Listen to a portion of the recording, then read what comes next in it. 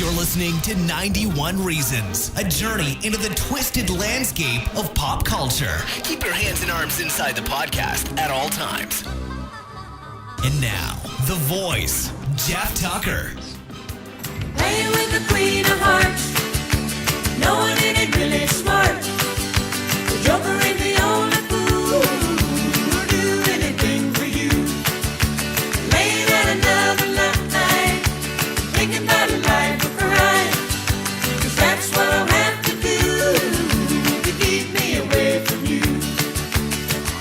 Hello, listeners, and welcome to a special episode of 91 Reasons. It's special. What makes it special? It's a times 2 combo special. Not only is it another Homestuck special, but Jeff here has finally watched part of Act 2. Yes, most of Act 2. Yes. Most of Act 2. Why didn't you watch it all the way through?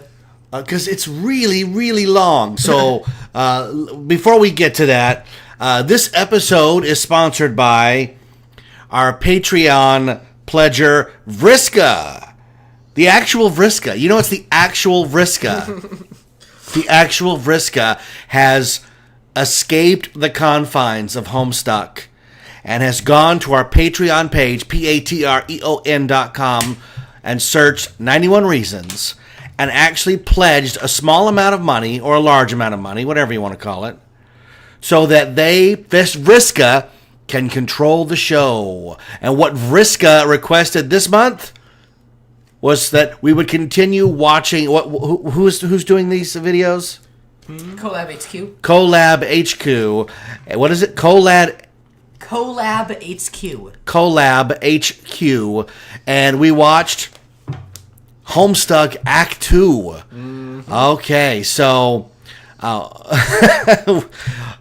welcome to, like Austin said, 91 Reasons Homestuck episode 22.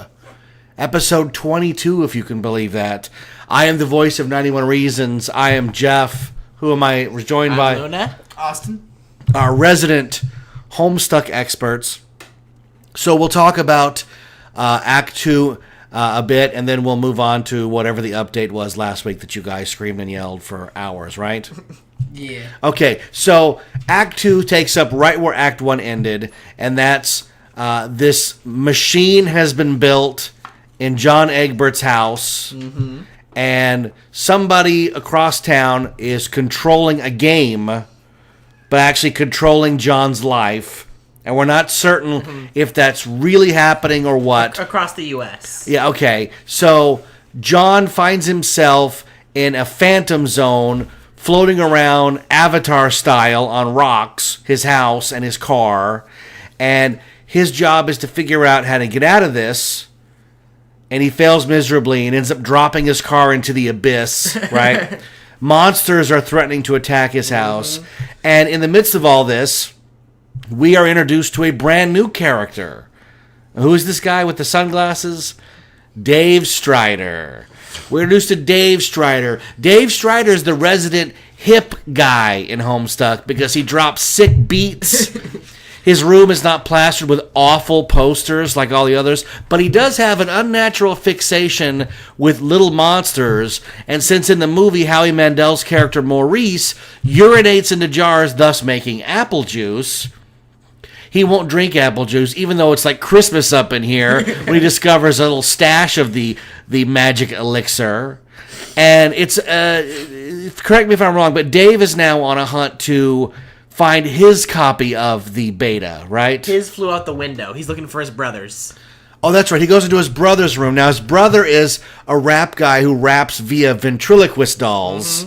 The most grotesque of them being Little Cal, although there are a number of naked ventriloquist dolls around the room. So I ask you in a nutshell, what the heck is going on in Act 2? You pretty much nailed it there. But I didn't say anything. Nothing of merit happens except John loses his car. They continue to play the game. No, I take that back. Where we ended was something actually happened, and 7 gates were opened up in the sky by a grotesque grandmother character who explained to him that he's got to now go through the gates Atreyu style, a never-ending story, and sort of prove his worth, thereby saving Earth and the galaxy. Did I? No, I didn't get that right. No. You missed the crucial line, which is John says exactly what you said. They gotta save the world. Yeah. And then she's like, no, the world's dead. The world's So gone. the world's gone. World's gone. They The point killed every the human point of being. Suburb is entirely different. You gotta reach the center of the medium to reach the ultimate prize of creation. And then that's all you find out until a few thousand pages. You also learned about one land entrenched in light and one in darkness. Yeah, one land in light, one land in dark. They Yes. don't The pay their Colonel. electric bill. The Colonel sprite broke in half. Okay, so I watched this, and I still, what am I, 2.5 hours in, 3 hours in? I still have no idea what the plot of this thing is. You're still a few thousand pages from there being a plot. So this is all set up. It hurts my head. Suburb stops mattering after a while. Like, I mean, it's the main focus, but you don't have to know the intricacies or remember the names of the machines or anything like that. It is not a coincidence that Homestuck and Headache sound alike. But I will persevere. I will continue because I am the outsider and I am trying desperately to understand. And what are we going to hit episode, 30, episode 35 on this? And I'm going to go, oh my God, I finally got it. I finally understand what's going on. It only took 12 hours out of my life. Act 5, Act 2 is generally where there's an actual plot to it. Things start getting moving from Act 4, though. Yeah, Act 4 feels like a real plot, but you don't know the real plot. It just starts to feel like a real plot. It starts to feel It feels like like a it's real actually plot. he's actually going somewhere with this. Act 3 begins to form it together. And then they pull a thing in Act 5 that makes this whole thing start over again, you'll see. So I ask you again, what motivates you to keep reading, to keep hanging on to this if nothing happens? In my first week in reading, I went all the way through the first 3 acts. And end of Act 2 Flash is what gets most people hooked. Yeah, but you guys sometimes get bored with 30-minute sitcoms. You're like, oh, this is terrible. And I'm like, wait a minute. What's the Flash that they get hooked on? We haven't got to it Everyone yet. got to it. Okay. Because what did we see? Like, the fighting thing and Dave Strider's sick beat competition. Yeah. I think there's 2 more Flashes for the end of the act. What was the deal with Dave fighting with the bird? The bird?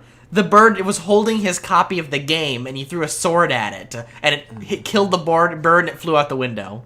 the rambunctious crow is a key character later on. Like, that is like, oh my, half the fandom is crying about that character, even from today's update still. Today's update had a lot of focus on that crow, and we're all crying. That crow. Yeah, Yes. Because, you know what? I kind of feel betrayed that Dave would talk about the Rambunctious Crow in that way the last update, you know? We also were introduced to some character in the far future.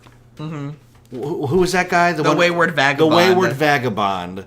And he's in the future, and he's like, is he looking back on what we're looking at, or... It doesn't make as much sense because you're reading it all new. To people who are actually reading it, he's supposedly the one entering the commands. At least the all-caps commands. He's in the future, he found a hatch, he went down, and he found a machine that allows him to input commands to John in the past. Like, remember when there was the... Well, he just ripped this off from Lost. You haven't got to the Lost parallel yet. Don't worry. He'll start. You'll get to the countdown and the map written on the back of the door in black light. And No, this is blatant plagiarism. 4,000 pages from now, he crashes an airplane. No. No. Why? Why? Do you remember... WV story is kind of confusing because the thing he was typing was actually the narrative. Now, not all the commands, some of them were hussy, but the ones that were in all caps were being rude to John. Mm-hmm. Do you remember when Collab they did a different voice for those ones? Yeah. Yeah, it's Senior Pac-Man. Senior Pac-Man. The Here one we- who, what did he do? He got Pokemon by Yeah. shoving it into his computer Yeah. or something? We have the book in front of us right now. Here's Wayward. Yeah, there you go. Human etiquette. Yeah, he has a book on human etiquette. And he's got a can of beans. Yeah. Well, he's trying to choose between beans or mustard. Hussy's comment on this page is beans or mustard, beans or mustard, beans or... That goes on the whole page. That's the whole thing. Yeah. Hussey comments on every page of the entire comic, but it's really spoilery. Yeah, we don't want to get spoilery. You don't want to spoil the non-events that are occurring. But, okay, spoiler alert, John messes his Silodex a few more times. Oh, I know. See, that's the thing that really is off-putting. I can put up with a lot of stuff, but the constant regurgitation of this element of it is what's frustrating. It's like, oh, here we go again with dropping things off out of his, basically his video game inventory. That's really just Hussey goofing off. He's goofing off on video games. He's just goofing on video games. Yeah, sure.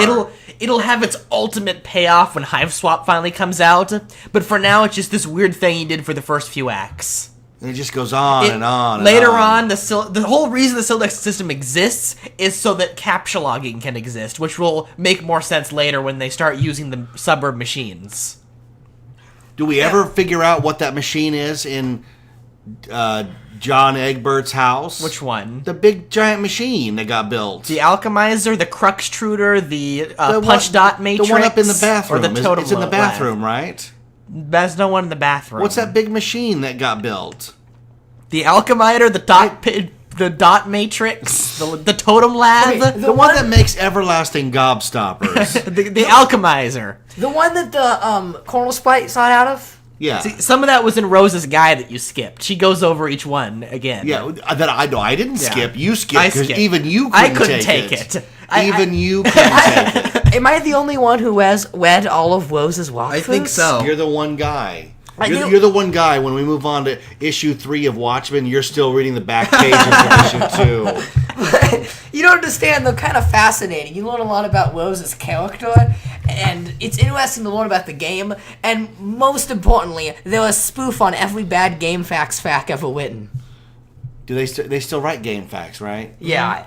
Rose Those are goes, just user submitted. Rose goes on this long rant about how there's all these copyrights and AACSI. How is it pronounced?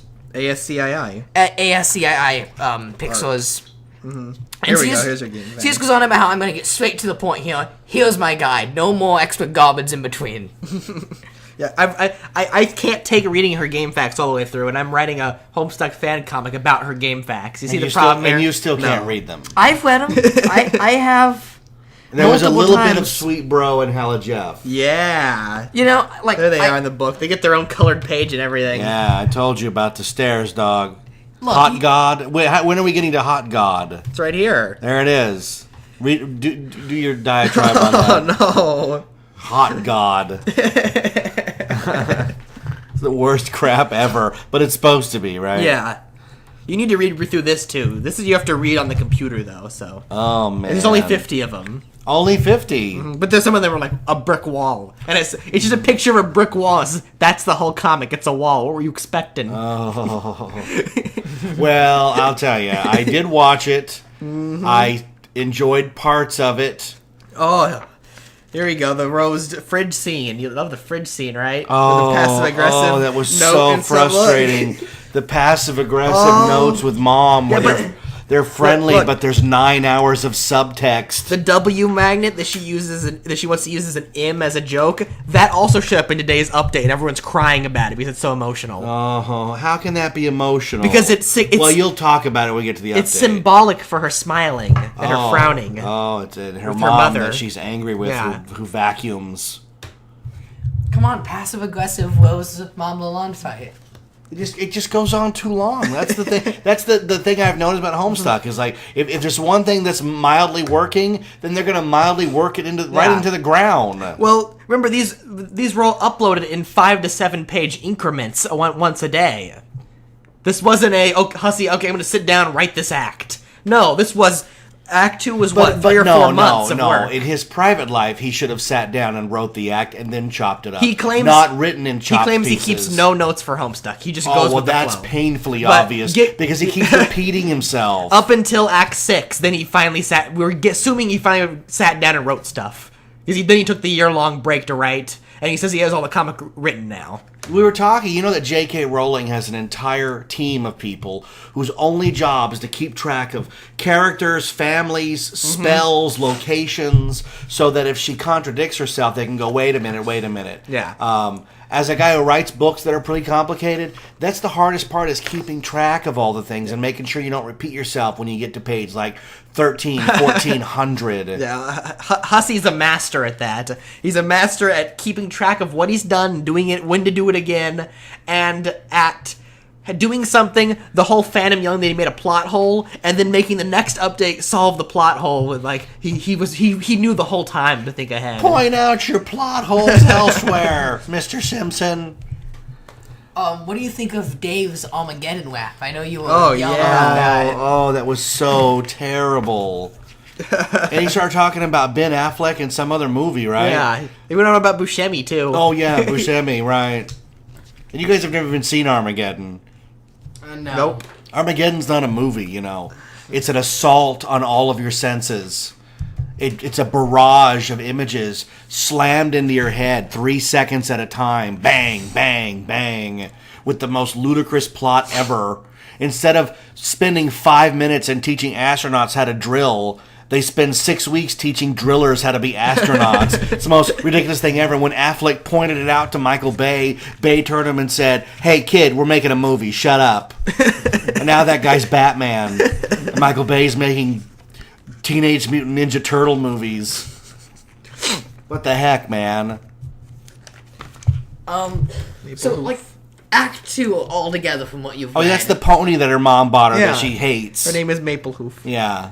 Maple Hoof is also Which is another big part of it because Hussey's Yeah. obsessed with horses. He's obsessed with horses. So, looking at all of what you've seen of Act 1 and Act 2, what do you think as a whole of Homestuck? I've told you, it doesn't make any sense.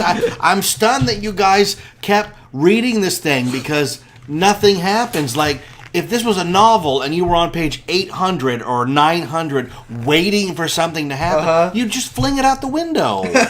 you would, okay, you know what? I read a book like this.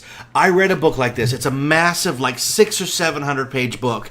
And by page 150 or 175, nothing had happened. I didn't even understand what I was reading. It was called, I think it was called Jonathan Strange, and it was supposed to be about this land where they were going to outlaw magic and then bring it back or something. But you know what?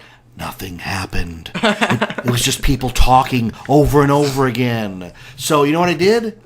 I saved myself the agony and I flung it out the window of a moving train. But you guys have the patience of Job. You persevere. You keep going. Not only do you enjoy looking at it on the screen, but you bought the books, yeah. physical representation of the book. Read them over and I keep over. reading it over and over again. I can't even count the number of times I've reread those Cockhead James. And how many times have you read my books? 0. Think about that. Think about that, ladies and gentlemen. I read the first one. I am the author of 3 books that are available on Amazon.com. The Sixth Key, The Lost Station, The Infinite Backward. It's a 3-novel series so far, working on book 4, that tells a single story. My children have read Homestuck 12 times, and they've not read my books once. I think it's because stuff happens, and you're like, I can't take this. I need meandering, But does plotless... your book have not safe for work Muppet Babies art hanging on their walls? Oh, jeez. Gonzo with his nose blurred out. Oh, Muppet Babies. We'll do the same for you. Look, Mr. T in a leather thong, handcuffed to a pantsless Chuck Norris. Yeah, I know. That's very disturbing. With all the naked dolls sitting prone, presenting over the bed, the couch, or whatever, the futon. Yeah.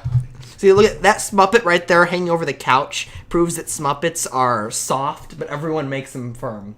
The yellow one you're talking about. Yeah. The green one's over there, too. And why is Little Cal so ugly? Is he supposed to be that thing from Goosebumps? He's supposed to be a thing from Saw. Oh, he's supposed to be a little Saw guy. Yeah. Okay, that makes sense. His face shape, Hussey always draws that shape of his face, and it is really important to Homestuck, that the shape of his face. You'll find that out in the update that came out last week for us.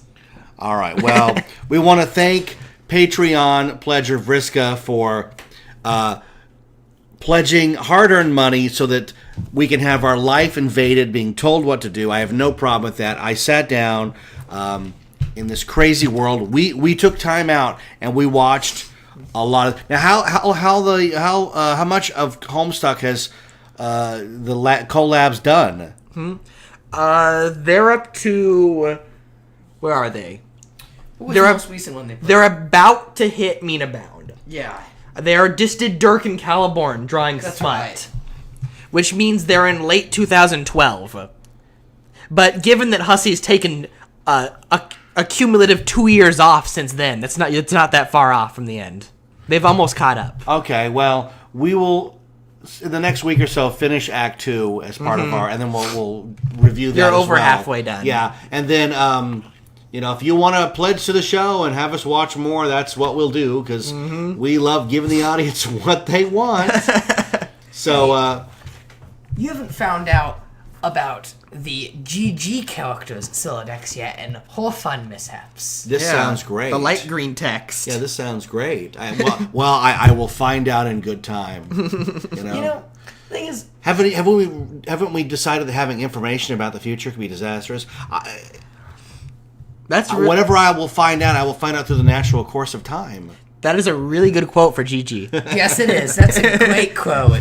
All right, so now I will turn the microphone over to our resident Homestuck experts who will guide you through the latest updates on both right. the webcomic, any new merchandise, and any Hive Yes. Swap information, right? So here you go. So, Merchandise, Well, none. Hive swap, well, none. At the end. there is some actually. For what? We will find we did the entire website. And it is worth noting that there is no Woes of Whisker God 2 outfit. in Aren't the they there if you Homestuck. specifically search them up? You have to type it into the website. Yeah, if you type manually. Rose or type Vriska, they show up. But they're gone But from they're the not in the category. Homestuck section. And the Gamzee Lounge pants have been permanently removed from the site. Those Yeah, are gone. they I are. guess They sold out. I guess you missed your chance on those. And then as for Hive Swap, What Pumpkin has a Tumblr, another Tumblr. What Pumpkin NYC Yeah. Tumblr.com for New think York that's City. it. They did just post pictures around the office. There's some really interesting stuff. Though room number 28 in the office building, and they said that number was going to be crucial to Hive Swap as a reoccurring gag. Mm-hmm. And then we got images of some of the studio. They have a really, really cool pumpkin in the center And of they the have room. a little ceramic pumpkin with Jade's logo and a mirror behind it. And in the mirror, it has the little What Pumpkin question mark on it instead of the Jade pumpkin. It is literally What Pumpkin, because there it is. You walk 2 feet, it's gone. That is so clever. Pretty cool. And then we got a picture of the entire team together. Mm-hmm. And where did they just go earlier today? They did to Mystery Escape or something. It's a real life room escape thing where you get put in a room as a team and you got to solve clues to get out. Then they just are making all these problem sleuth jokes about it. Hey, the Problem Sleuth fans, that means there may be hope for a Problem Sleuth game. I would play that in a heartbeat. I would love a Problem Sleuth game. Why isn't that a thing? No one really likes Problem Sleuth anymore. It wouldn't sell. The humor's really weird. I know, I have to get all the books. I'd love to read the Hussey commentary. Mm-hmm. So, is that all the news for Hive Swap and Morts? That's about it. It's been dead silent with the comic back. Yep, alright. There's not much of a new sex in here. We just gotta move on to the update. So, we got 2 updates, right? No, 3. We've got a lot since last We've week. got a lot, actually. Yeah, we've gotten 3 or 4. Dialogue heavy of all the characters. Very dialogue heavy, but not much actually happening. No. The actual panels themselves are fast and loose, as Hussey describes them, as they are quick, scribbly drawings of the comic. A lot of the characters don't have eyebrows or lips or stuff anymore. It's like, okay, 2 dots line, good, done, next panel. 2 Yeah. dots line, good, next Or panel. a lot of sprite mode shots, as we haven't gotten in a long time. Yeah. The dialogue itself, and you can feel however you want, but here's what I'm gonna say. The big argument is whether the characters are written out of character or not. Well, this is accurate to the Homestuck characters now that John's wet content, because these are entirely new versions of the characters. It's not that the dialogue is written out of character. It is written in tune with the new characters. It's just that from a writing standpoint, the dialogue is written really, really badly. I think it is written very poorly. Why? On purpose. Maybe. I think it's the normal Homestuck. You just got to think about that. These are characters with 3 years of development we don't know about, so they're going to be a little different, and that most casual fans of the comic have not read anything by these characters for over 2 years now. So it's a little warped on what you think of them. Having reread Act 5 over and over and over again in all of Carcat's chats, I am almost in tears over that Carcat from the last update. I cannot take it another second. Well, the Carcat's lost tune with his aspect, so from a story point of view, yes, he is going to be different. he's so creepy and calm. I don't like it. I don't like this car cat. This is what car cat in a healthy relationship for 3 years gets you. But Instead of angry at Terezi car cat for 3 years. well, no. At the end of the third meter bound, he finally realized his mistakes with Trezzy and said he was going to change for a better person. So when he finally says, And then he had, one conversation with Jade after that? There wasn't enough after Mina Bound to tell his character. That was it. He said, Mina, I'm going to start changing. He talked with Jade and started getting angry at the Condis, and that's it. So this is The him end. changed in this version of the timeline, where he changed much earlier. And now we actually have time to see his character. I don't like this. It's what it is. What do you mean it's what it is? You can't go back this far. You can't do that. The characters have to have Back? challenge. We've gone forward. No, we've gone a little back because Beck hasn't shown up yet. So we've gone back a couple hours. No, but the characters have had challenges to overcome. If you don't have challenges to overcome, they never get any development. And furthermore, yeah, you can say the challenges were all fixed behind our back, despite that being a poor writing move. But this whole thing of Whisker doing it just makes everyone talk about how great Whisker is for the next few pages, which sort of blatantly says how fake it is and how bad this timeline is, because they all just look up to Whisker as this godly figure, and Whisker is frankly this. Don't worry. Vriska's gonna leave for a long time. Apparently, we don't know what she's doing. What do you mean what's he's doing? Here's what's gonna happen. Lord Ingus is gonna spawn and insta-kill her. No, she has a plan. She knows a lot of information about retcons and stuff that we don't know where from. That Whisker is going to die. So Lord Inglis is gonna get to her. Just, okay, if you rewatched the bad flash we got that I don't like of the meteor, 3 years of character development, like 5 seconds, look at the panel of the actual real Mina and Whisker, the real fully developed. That is not they're not the real Mina anymore. You're getting to the Dave Sprite talk. No, they're the real Mina. They're not. Yes, they are. No, I take that back. They are the real Mina. They are not the real Vriska. That's the real Whisker. No. Yes. That's a splintered Vriska who got backstabbed. The real Vriska now But didn't it's still the get better backstabbed. Whisker. The new Whisker is horrible. You're forgetting that the oil spills and arms were not there before. This is literally changing the comic still. Even though it's a retcon loop, so it still always existed, it's still literally changing the comic and changing the Alpha Vriska. Unless you're going with the there are now multiple alphas theory. I'm going with whatever theory brings me back to Homestuck characters I love and know. They're dead. Okay, Accept that. This is where I get really angry. This is it. I'm gonna blow a fuse right now. Dave Strider. I'm gonna lose it. Why he is did he the little so? cow bump thing? Why is he so mean in the new update? What the heck, Dave? No, that's not Dave. It's not Dave. What happened to all Dave funny and Carcat have influenced each other. We have a nice Carcat and a mean Dave now. I liked my old Dave that was like, he gave all these good metaphors and went on these tangents about bad movies, and he would never diss Dave Sprite like that. Never. When did he diss Dave Sprite? They all did in the new update. as a Dave group. didn't. No, Dave said he was still okay. But Dave just said that he's been around a lot of doomed Daves, so he was kind of used to it. First off, okay, there's so much evidence that Dave Sprite is still out there somewhere. I think that's just hussy teasing. I think Dave Sprite's never going to show up again. Oh, you're kidding me. Right? Dave Sprite's gonna show up again. I guess. I side with BYB, and Dave Sprite has had too much story set up to be killed off screen.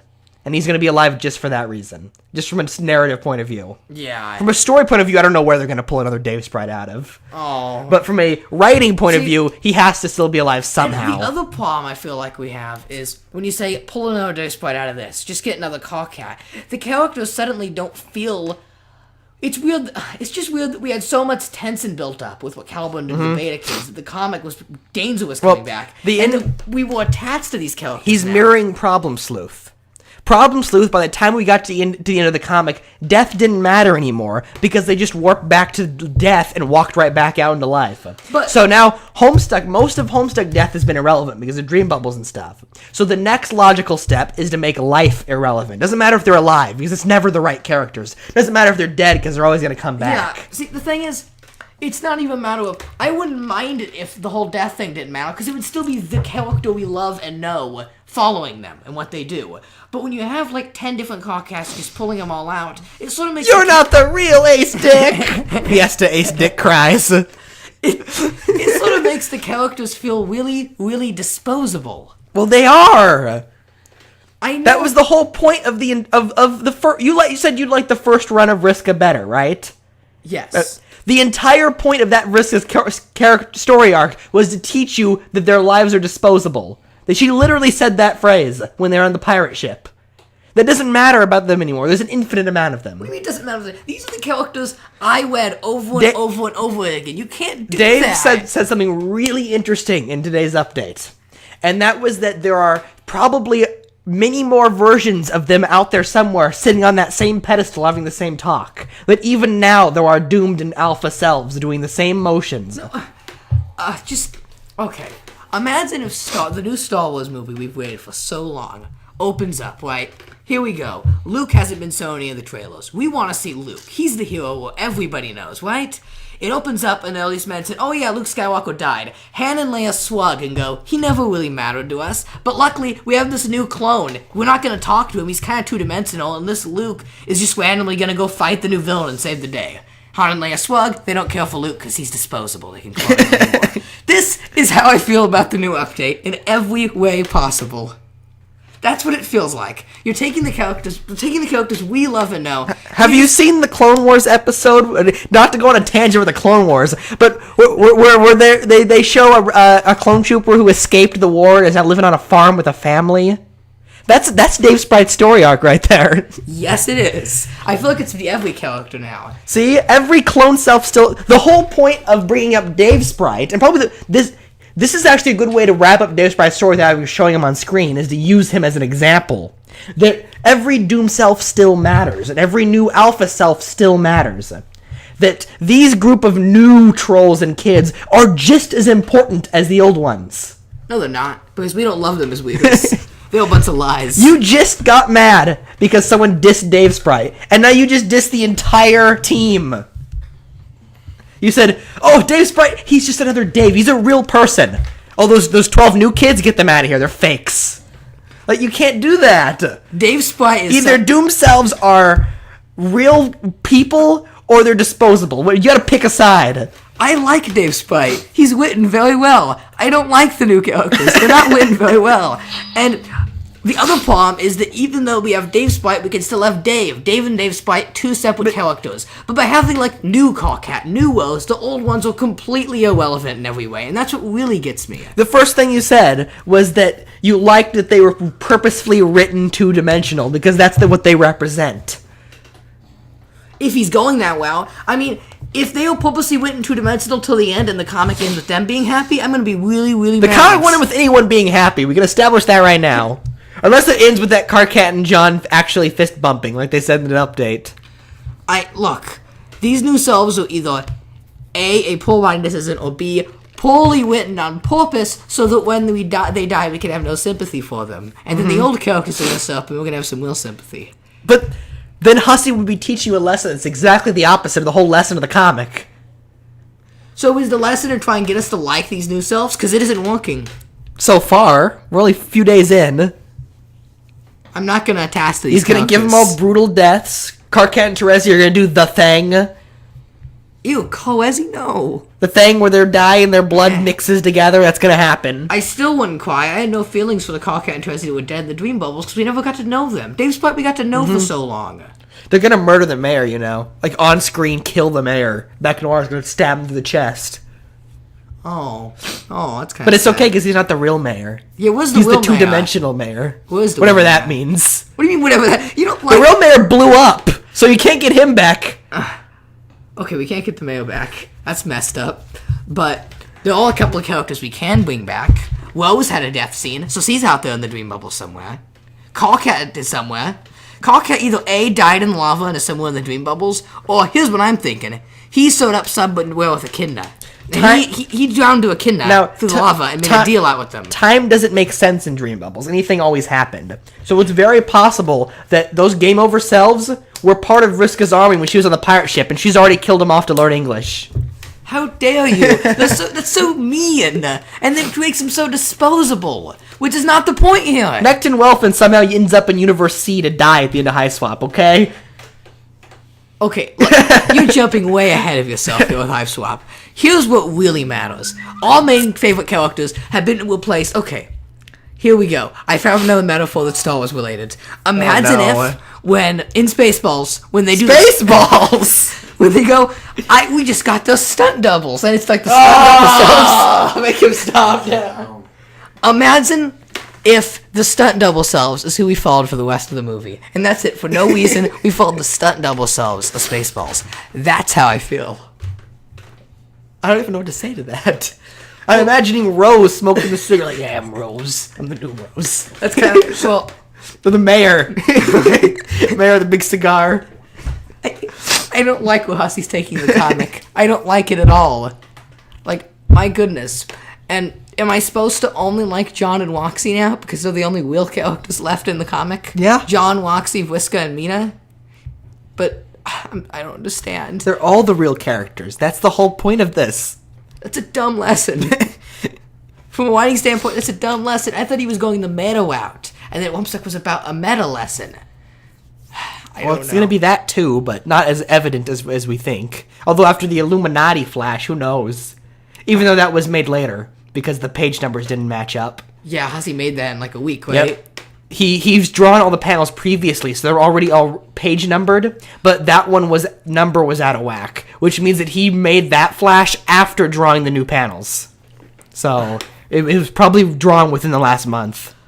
I just, for example, when I got to the end of Act 5, Act 2, for my forced read through, I was amazed. It was the greatest thing I'd ever read. These chats were so well written, the plot was getting so good, and I'm like, next page, here we go. Everyone's gonna meet on the meteor. This is gonna be fantastic.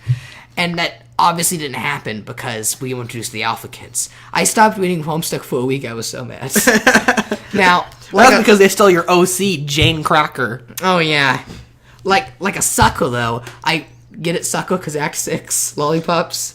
Okay. Suckers. You gotta spell it out really slow, Oh. like Doc Scratch and Cascade. But like a sucker, I started reading it, and I kind of liked the Alpha Kids. I mean, they're okay. The plot was still slow moving, and I enjoyed the meteor scenes a lot more. But I don't know, because how do you get so hyped for all these characters meeting on the meteor, but when they all actually meet up for the first time in comic, I'm not as hyped? I feel that as if I was reading this on my first read through right now, just blowing through the comic. This section, this arc we're going through with the whole retcon shenanigans, would be another section where I slow down and start to not be as Why? interested. Every character is sitting in the same place. They're touching. This is major stuff. The Caliburn sections were riveting. I loved those. But I like those more than the actual But you gotta have story. some plot at some point. We're nearing the end of the comic. He has to get to the plot. I know that, but I don't know what to do when there's no Tensen now. I have no attachment to these characters. I don't care if the next Flash is loading this warps in and kills all these characters. I have no attachment for them. Mm-hmm. Well, I don't care if Lornish kills anyone, because they're all disposable. Exactly. He's ruined the attachment to characters and any sort of tension in the comic. That's what Hussey does with his work. They all end like that, if they have an end. What do you mean all end? Problem Sleuth was the only one that had an end. And even Problem Sleuth, the characters never felt disposable. Hey, he brutally murdered Barty, and he came back the next episode perfectly fine kayaking. Hussey doesn't care about killing off characters and caring about not bringing them back. Well, the problem is, for the first time at Homestuck, we have characters written off, not in a good way. They were just randomly written off. You need to read Whistles. I do?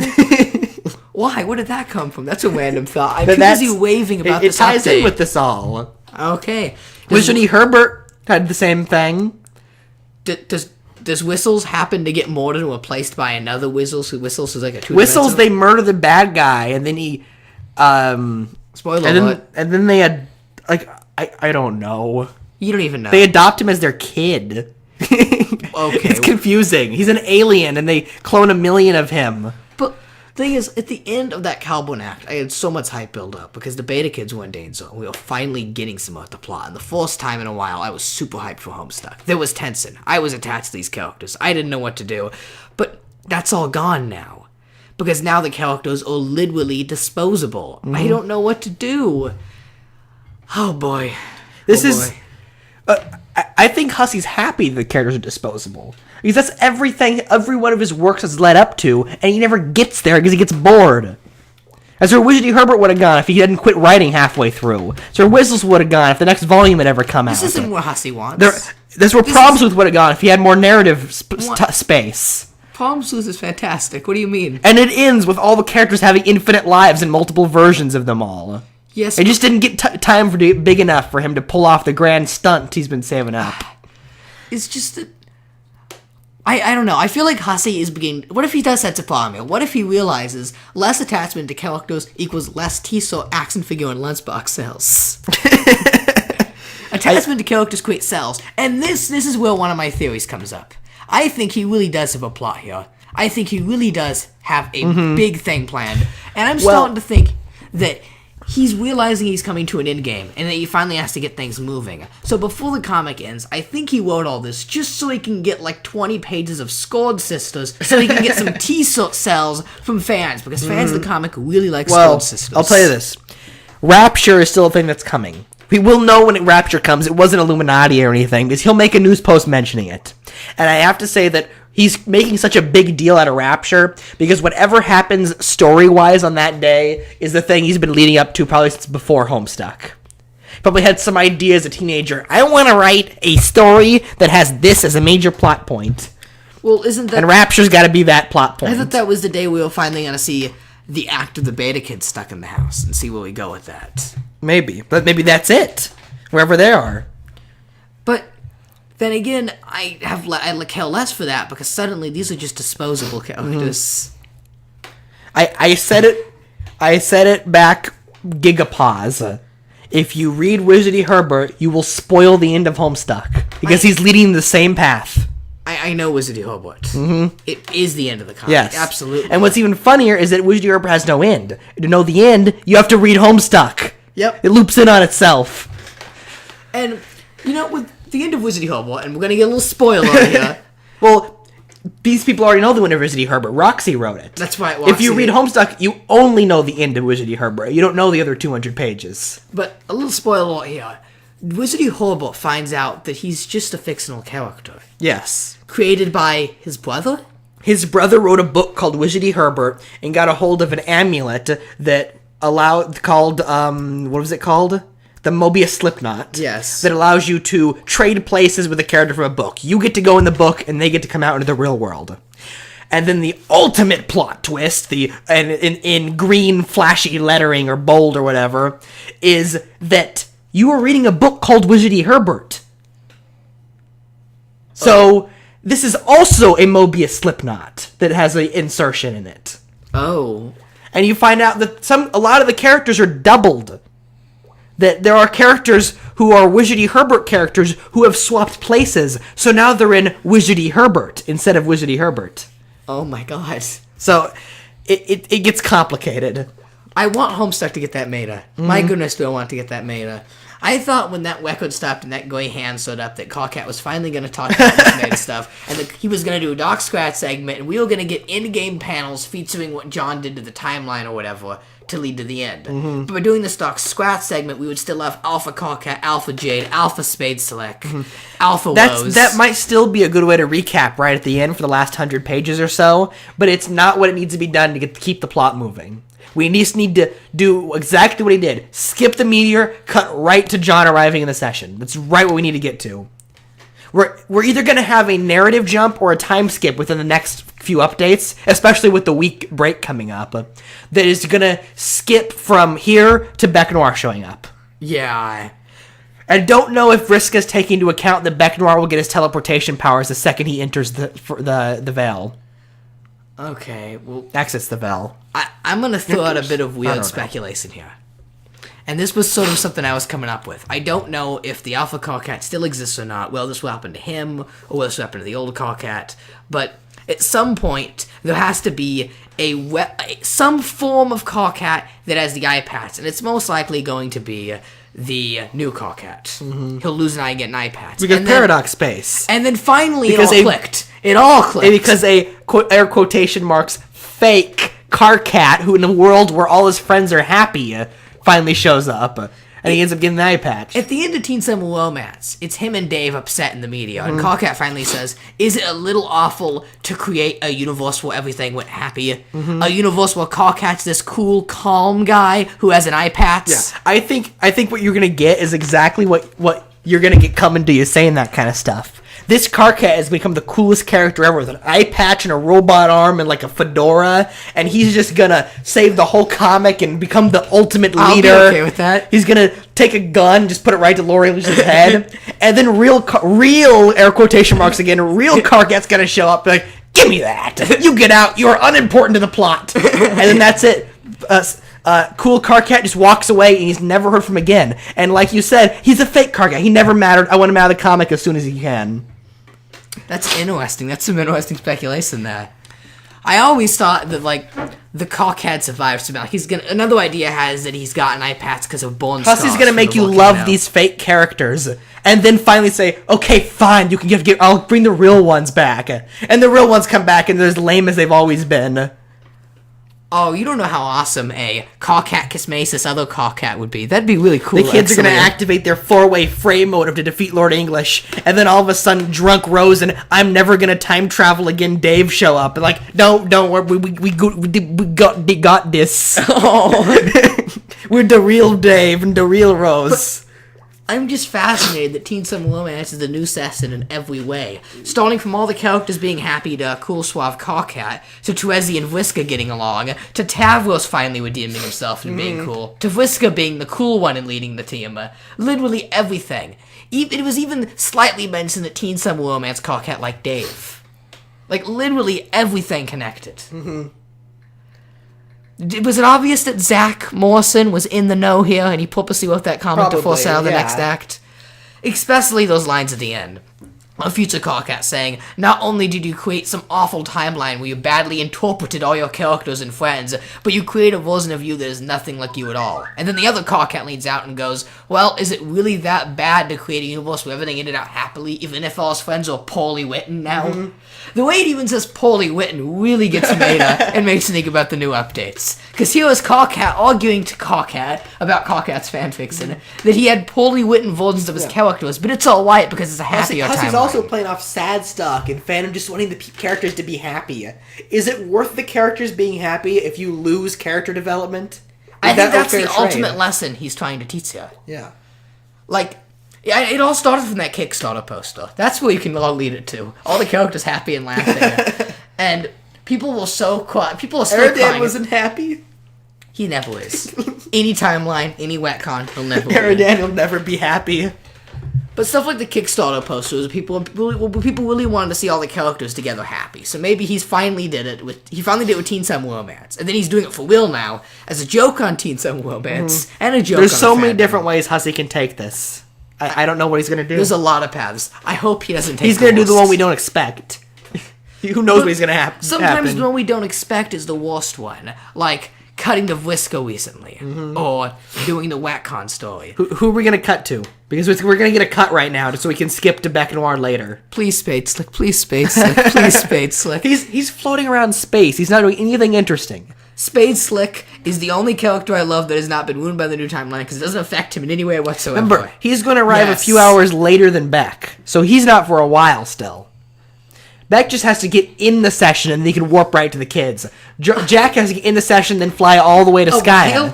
I've been waiting 2 years for Spade Slick to get that since I started reading. All I want is Spade Slick to get in there. He gets in Whackcon, nothing's different. He's just a few hours back. He's just like, get in the session already, Spade Slick. Just get in the session. Oh my goodness.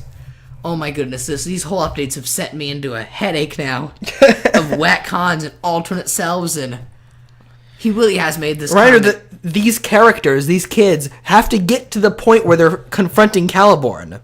They serve, at least the kids, not the trolls, but at least the kids survive Beck and survive Condis and beat their game and end up teleporting to Caliborn. To be sucked into a house forever. Unless it's not the same kids, because Dirk was surprised to see Aarqueus.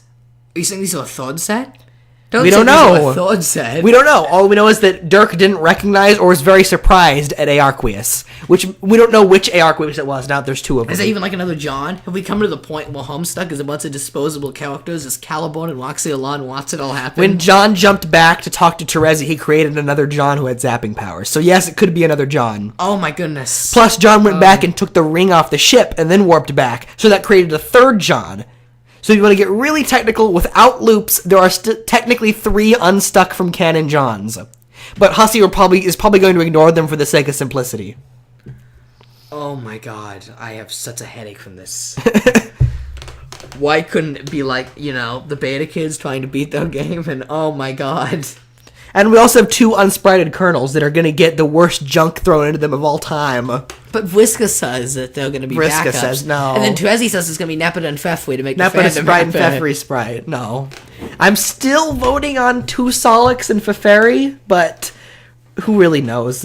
When you still have Broken Glasses Aarqueus running around, Hussey obviously does not care as much about the kernel sprites as we thought he did. Yeah. 'Cause I thought those would be the big part of this story arc right now, is that the fact that there are now 4 new kernels, and then one of them's the same. Tavros is pretty much the same. Dave's sprite was kind of a joke. This new Dave's kind of a joke. If we throw the Dave in the corner, we'll get like a new jokier Dave sprite. You need a crow then. Plus, he's either going to be Jake Green or he's got to be Roxy different. Pink. He's like the new Dave sprite. Dave sprite, the new bats.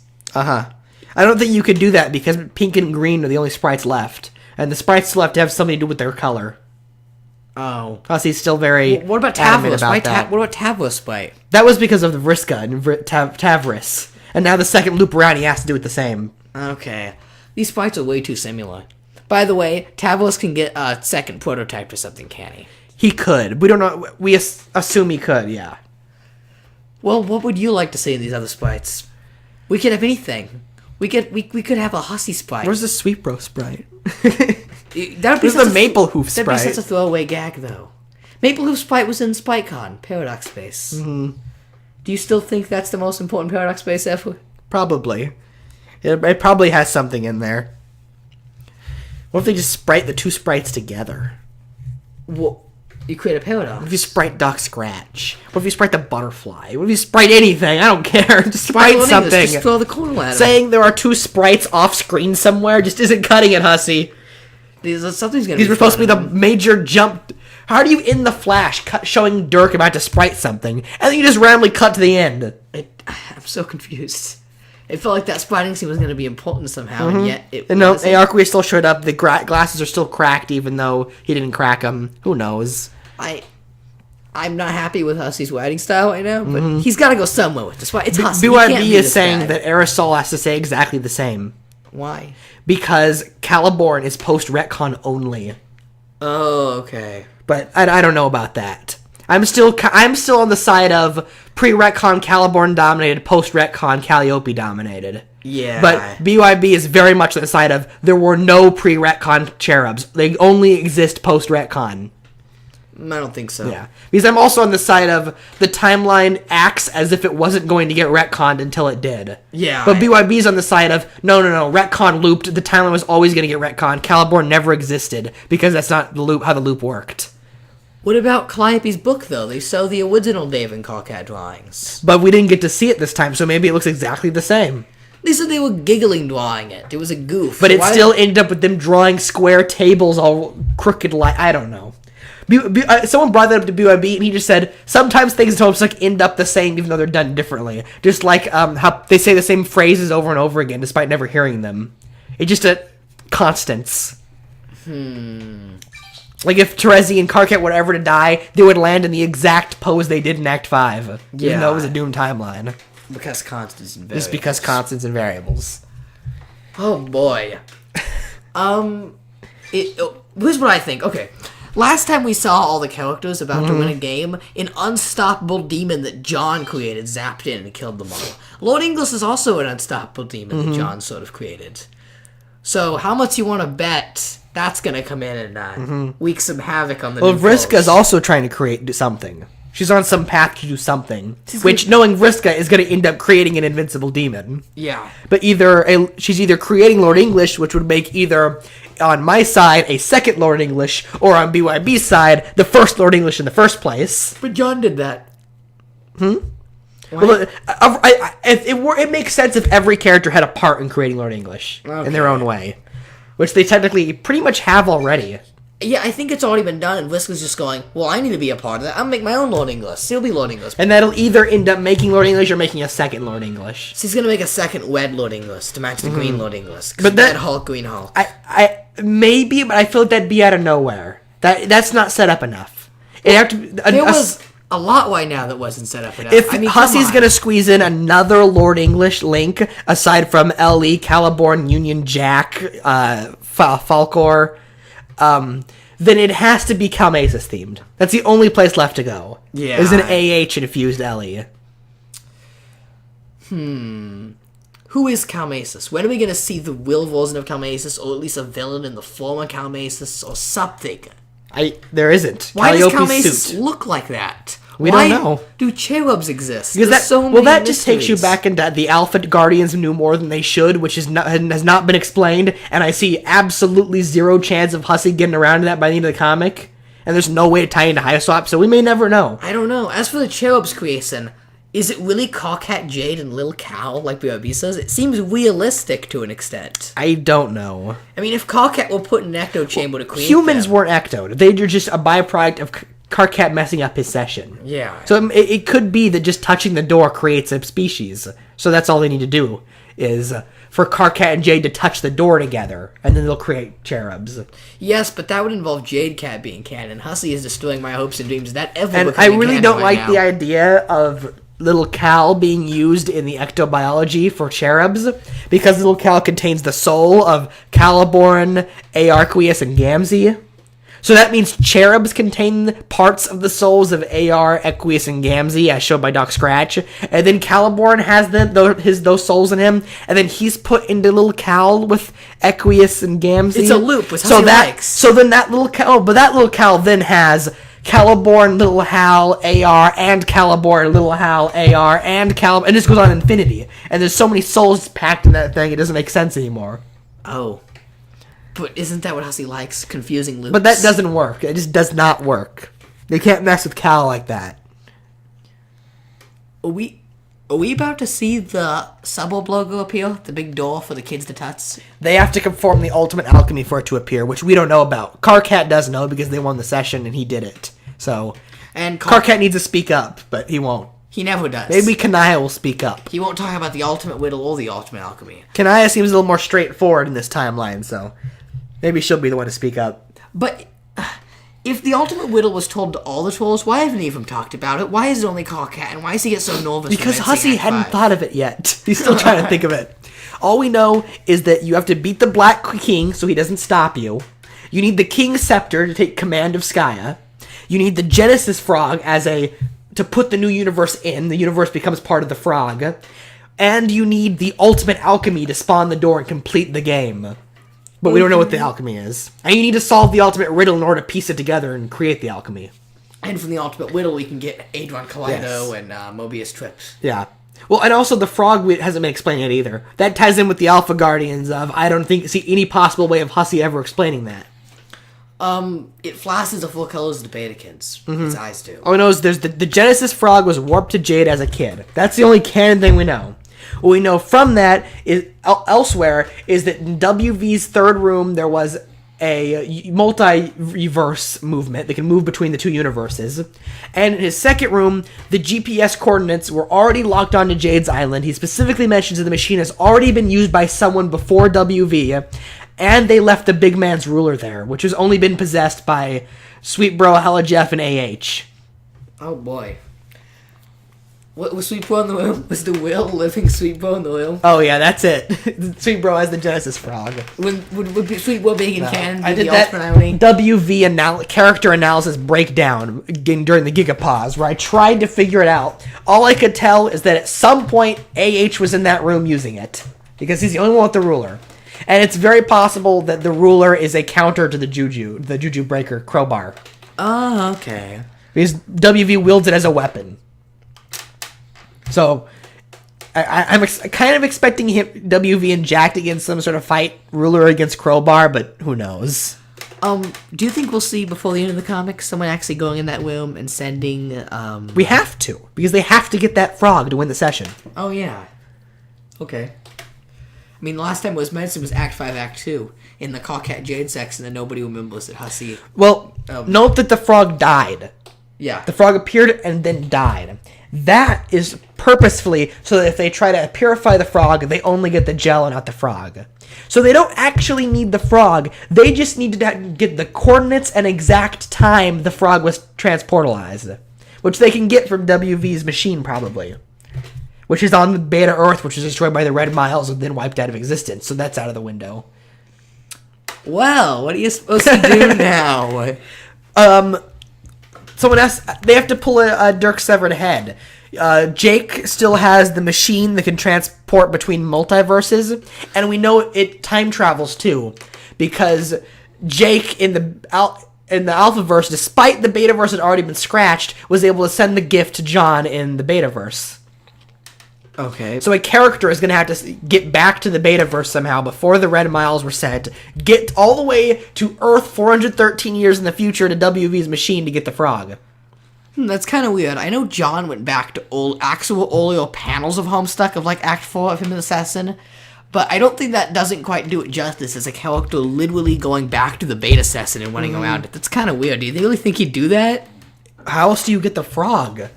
It only existed for a few seconds during a time period they don't know about, and the coordinates are in a machine that was wiped from existence. Oh, you know him. He'll just... Roxy will spawn the frog in like 10 seconds. Roxy can just spawn anything. Roxy's his new Deus Ex Machina to solve every plot hole. Yeah. Roxy's just gonna spawn Tiny Maple Hoof. How does that get sent back to Dirk? I don't know. That means there's more time traveling. Yeah. Like, Alphaverse time traveling. And he only has, like, 350 more pages. Yep. And so far, looks like the only thing he's trying to wrap up right now is kids beat the game. Twazzy, Whiska, Callcat Dave, John Roxy live happily in New York. Still waiting for Sound Dave reset. That hasn't happened yet. Oh, yeah. All the theories of Dave ending up with the cherubs is out the window because there's no way he's going to get there in time before the pages end. Yeah. And Dave Sprite, too. We're going to be on that stuff about how Dave Sprite's going to raise Callie, and it's like, no. It might happen now. You know what? That doesn't sound too far-fetched. Vriska might raise Callie, but there's no way to get Dave Sprite there. There might be. He'll find a way. Dave Sprite was wiped out of existence, blown up, stabbed. He doesn't exist anymore. There might be so much evidence under our noses we don't even know. If Gamzee William Twezzy Sade was supposed to represent Lil Hal, there must be so much stuff under our noses we haven't even noticed yet. Time to reread it again. Again with the Sylladex mishaps of Act 2. You gotta read WV's dream sequence. I must have read that dream sequence over 50 times, over and over again, trying to figure out what happens there. That is the most mysterious section of all of Homestuck. It goes even further into the uncanny valley than all those Callcat Jade chats. Those Callcat Jade chats are nothing compared to WV's dream sequence that makes no sense. Yeah, why does WV have a dream self? Problem Sleuth style doesn't work like the Dream Yeah. Bubbles. It works like Problem Sleuth, right? Mm-hmm. Or is it Dream Bubbles in the background? What do you mean? When we see the dream sequence and you actually see the sky behind him, does it look like Dream Bubbles? No, but Vriska was there, so it had to be a dream bubble. She was asleep in her Nick Cage shrine, and her and WV were able to interact in their dreams. Carapaces cannot do that. That means WV has like a god tier class and he's an actual suborb player? He's an exile. He doesn't get that. Using that logic, this would be so many add that to list. Alpha Guardians, Genesis Frog, WV's dream self. Things that don't make sense, and there's only 350 pages left of them derping around. There's no way gonna get to these problems because Hussy's too into finishing up Vriska's storyline in Aarqueus. So much Whisker and Aqueous. I'm gonna lose it. I really am. And then we went through like 200 pages of Tuezi messing around to only have a character go back. Oh my god, just... Well, she was responsible for the character going back, so that can be seen as character development. She just doesn't remember that she did it. Oh my goodness. But she was responsible for saving herself. I know, And since she used mind powers to do it, it is sort of her arc. Alright, fine. End of Tuezi's Ox. He wasn't a very good character. Moving on to more important matters, this is WV's dream self. What is even happening there? He's in Jade's house, which he sees as his, town hall. It starts off with, May-I. obviously, his nightmare. He sees himself as mayor because it's his dream self. He can do whatever he wants. Jade's house But is his then town Beck hall. shows up, so he gets his army rallied, and then they all die because of him, and he cries with guilt. Because that's really what happened. It's Yeah. like, in real life, you have dreams about what happened that day. So that's what happened to WV. He said, meeting all the exiles is bringing back painful memories of what happened during the rebellion. But what doesn't make sense is that Vriska showed up. Yep. That doesn't make any sense. Because that means he's not having a normal dream. He's in a dream bubble, which doesn't make any sense. The thing about dream bubbles is that it's either, from the reason that we've seen, fragments of your life connecting in one to create a storybook, as Oania puts it, right? Mm-hmm. But then again, you get WV's dream bubble, you read Carcat's dialogue of his dream bubble after Jack knocked him out, and they just had legitimate horrifying nightmares. Mm-hmm. It's a little different for every character. I'm dying to see It's different Carcat's. dreaming and so being- it's like WV's. It's different dreaming and being dead. Yeah, That's I guess the major so. difference. There's a difference of falling asleep without your dream self and being dead and having your soul go Yes, into bubbles. but how come Latula's dreams then, or just horse skateboarding around Prospect, running around the same thing over and over again? How come her dreams aren't nightmares with Matuna? Because what she happened? died, so her soul is in the dream bubble. She gets to fully be in it. When you're just visiting the dream bubbles, when the horror terrors get all up on you. So then how come Rose can fall asleep in the dream bubbles and just hang out with Kanaya at the beats area with Oania? No, that was their physical selves walking around. Okay. The only time we saw Rose asleep in the dream bubbles is when John is fighting Bec Noir. And that was a pretty scary looking dream. Yeah, okay. Okay, how about Carcat in Mina Bound? He falls asleep and he just walks fell around. asleep, turned into his dream self, and then walked back to where he was sleeping. Yes. He broke some dream bubble rules there. Okay. I'm just really lost on dream bubbles. We haven't seen one for a while, though. I mean, we have just saw Mina and Vriska. Yes, but we haven't had a actual character falling asleep in it. Oh, you know what? No, we had Jade and Callie, and that is Jade. really weird looking. Yeah, Another one. Reminder that Callie didn't put the stage there, and that's also unexplained. It's another instance. And we know of, Caliborn's is a different stage, so it must be Alt Calliope's stage, which doesn't make any sense. And if she's dead, it should be a memory of something that actually happened to her. Alt Calliope's dead Unless- too, right? Unless they mentioned the dream bubbles form around what you're thinking about, right? Mm-hmm. That they are your thoughts put into a physical place. Mm-hmm. Considering Calliope's so heavily based around imagination, emphasis on that word a lot, it would make sense that she'd be really, really, really good at controlling the dream bubbles and making spawn use of what she space. wants. Use of space alone, class alone says she is. Okay. She's good at dream bubbles. It's practically like season Gary's monster. He can spawn any props he wants here. The only problem is that they make a large point in the comic over and over again that in dream bubbles, time and space are reversed. Yes. But she still controls physical realm while she's in the dream bubbles. So it's not too messed up. Wait a second. Was it Radia? We don't know. There's two of them now, okay? There's two Radias. If you're safe from retcons when you're in dream bubbles, that means there's two Aradias and four Solixes? 4 Solixes. How many Solixes? 4 Solixes. There are 4. No, because Aerosol got wiped out, so three. Three Solixes. Oh, one's gonna die. We have to have 2 Solixes. You gotta have two. You gotta keep three. Where are they? Where is it? It's one with Aradia, one with Nepeta and Feferi, one with Aradia, and one in the refrigerator. Yes. Yeah, so there's 3 Solixes if the safe from dream bubbles thing is true, like with Punk Vriska. Oh my goodness. It's unbalanced. One of them has to go. Well, one of them is a decapitated corpse in a fridge, so I don't think it's gonna last much Those longer. 2 live ones. But if that Half alive. They're half if alive. you really can go in the dream bubbles to survive the retcons, then that creates a whole new confusing thing. Now it really messes me up. How come?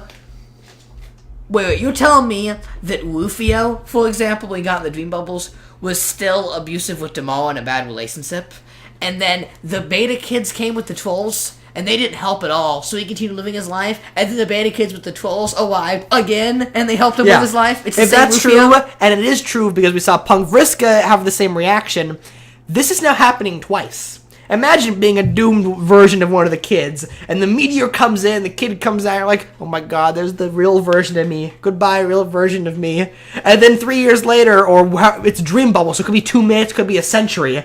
Another meteor comes by and says, hello, we're the alpha version of you. There goes the alpha version of me off, and it's like, wait a second. Yeah, and Yes, they saw it all happen twice. it's the same Alpha Trolls, the the same meteor- Vriska, the same Mina. The meteor trip happened twice. And I might have pointed this out in the last episode. I don't remember how much we talk in podcast and how much we don't.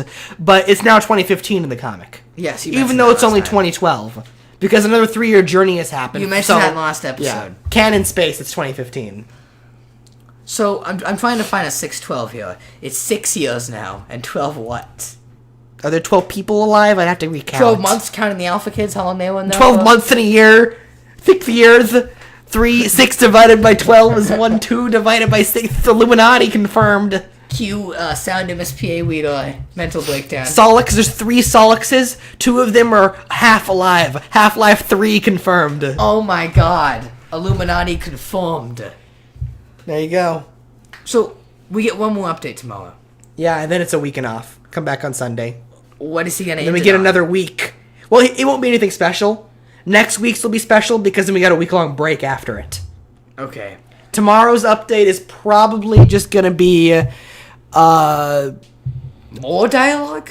Probably just more dialogue, yeah. What, just is more it generic. Jake Ingles going to talk? Vriska's going to explain to John the plan. You say more generic as if it's not interesting and how it's like two-dimensional. Vriska is going to explain to John her plan because John didn't get to hear it all. Yeah. She won't recap exactly what we saw in a couple days ago because that's boring from a writing stance. She's going to tell John some new information so that we, the readers, get to know the information so that when Vriska doesn't do her plan, we know she's not doing her plan. That implies that Hussey's trying to make the writing really interesting for the readers. I'm not finding the writing very interesting right now. I think he's been really good at summarizing everything we've missed and getting us up to date on Vriska's plans. Even though if you're talking about the characterization is a little weird, then that's to be expected with all that's happening. But the actual plot beat, the motion of the plot, is still pretty well paced. Maybe a bit too fast because he's rushing for the end, but it's still we're up to date fully on what's happening.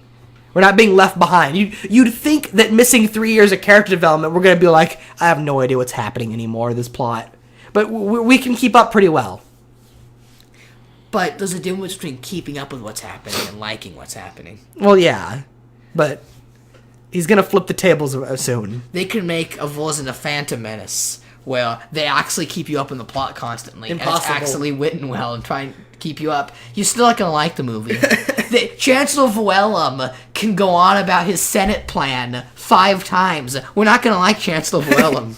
He's still gonna want the pegs, and I bet he's still in stores. I bet there's still stores out there stocked with Chancellor Wellums from over a decade ago. See, Whisker can explain her plan 800 times, because it's Whisker, 888 times. See, still Chancellor Wellum at the end. What does that even mean? What do you mean? I just love what that means. I think you mean 88,888,888. I'll believe it. He'll just keep looping it over and over and over again. Honestly, sometimes I just want to go back and I just want to weed Act 2 back when things were so simple. Oh yeah, Act 2 is so simple. I love when the Nana Sprite and the collect the grist. Grist! Remember Grist? Grist was fun. I have been reading a lot of Act 2 shockingly. I actually have finally moved on to the Act 3 book and I'm reading more of And that. you've watched Act 2 too. I watched Act 2 and then Also. Gary's mod takes so long to load. I can't help but peek a little into Act 2. You only get the first 3 books in book form. Yeah, I know. I haven't read Act 4 and 4 ever. Hussey's waiting for the comic to be over, but he's been saying that for years. I've read this Game Facts walkthrough one too many times. How about you take a lead for once? No, Come on. let's put the book down. No, you need to read the Game Facts walkthroughs. Put the book down. What if we got another Game Facts review in the next update? I think I'd walk away. You'd walk away. Whisker Game Facts review. Absolutely not. Is that taking it too far? That's too far. It's not the game. That's not what the comic's about anymore. It's not about playing a video game. You can't do video game stuff like that. What is it about then? It's about. You don't even know if Hussey's writing to accent. I don't. It's You about don't even rappers. know. Apparently, everyone's rapping now. Only the rappers have been left alive. Lord English is a mix of 10 different rappers. Yep. See, you don't even know where he's going with the comic. How do you feel if the comic ends? He's going with the risk of Pac-Man eating the green sun and becoming fat. No. Would you say you'd be happy with the end of the comic if it really did just end with these versions of themselves being happy in the new universe? Well, it's not how it's going to end. Obviously not. Oh, come on. What if he did it? What if he did? Would you be happy? That's not the question. Would you be happy if we ended with John and Waxy holding hands like dad and mom, Dave and Callcat happy and wapping, and Rose and Kanaya, and that's how the comic ends? It depends on how he leads up to that and how much he knows he's doing it. If he ends it with these characters knowing how the characters are in parallel to the, quote, real characters, then it'll be great because there'll be a really strong message about Dave Sprite and the real versions of people. and if you can truly take your BYB Ultimate Riddle, if you can truly take your own path through Paradox Space. I think I'll be unhappy if it just ends with, wow, we're happily ever after, goodbye. But no, it's Hussey. It's going to have a little sense of something behind it if that's how he chooses to end it. Of course, it's all going to be moot when we reach 666 and Lord English starts pulling his plan out. I cannot wait for Lord English to start destroying the MSPA site. Yeah. I don't know if he's going to go as far as editing how the site layout is, but it is leading somewhat up to Lord English is going to do something that not even author Hussey can expect him to do, even though he wrote him doing it. Well, he's going to start messing with the website. He's going to start blowing cracks in MSPA, and I don't think he'll go that far. That's a little too much. When something big happens, like Lord English is sown in the full flesh in Huss Nasty mode or something, I think the website's going to start breaking, and the Flash video is going to grow to the size of the entire website. He did that once. He's done a lot of stuff like Cascade and Gold Pilot where stuff moves around and it grows bigger. But there's one instance in the comic where they actually interacted with the interface of the site.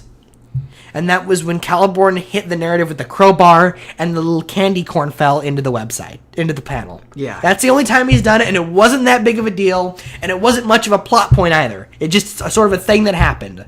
So that he had a tooth replacement until he got his gold one. So, Hussey's not entirely close to it, but I don't know if I see him doing that much. Oh. Well, we'll have to see. He may still be on track of going to another adventure after Homestuck. Homestuck 2? Homestuck 2. It's called Hive Swap. Yeah.